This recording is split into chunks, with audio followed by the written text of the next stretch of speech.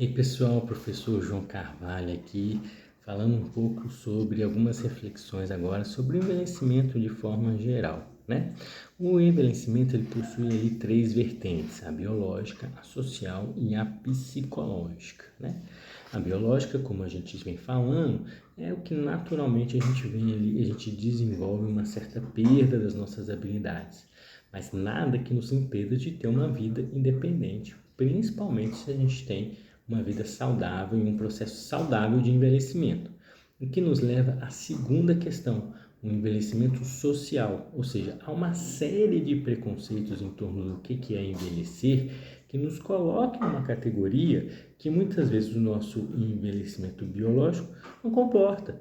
Ou seja, mesmo sendo uma pessoa idosa, eu tenho plena capacidade de poder agir de forma independente, de tomar decisões, de conseguir aprender, né? Mas a sociedade tende a nos limitar, a nos colocar numa categoria, né? Isso aí a gente chama do etarismo, dizer que a pessoa idosa não é capaz de fazer muitas coisas, quando na verdade ela é capaz de fazer todas as coisas que ela quiser.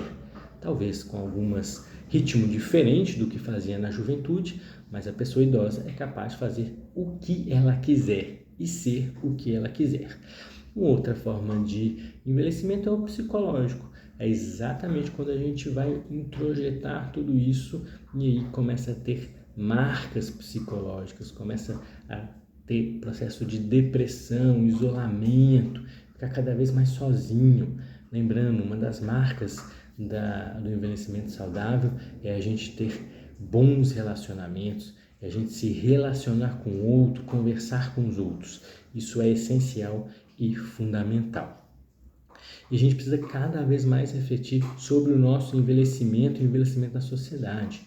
Em 2050, se estima que 370 milhões de pessoas idosas no mundo inteiro. Para além desse número, né, a gente percebe ali a longevidade aumentando cada vez mais pessoas que vão ter ali mais de 80 anos, né? E a ciência, né, nos mostra que essa perda da memória, esse perda do processo, ele é natural. Então a gente precisa começar a pensar cidades, a gente precisa começar a pensar sociedade que dê conta ali desse número de pessoas idosas que possam envelhecer e viver de maneira digna a sua melhor idade, né?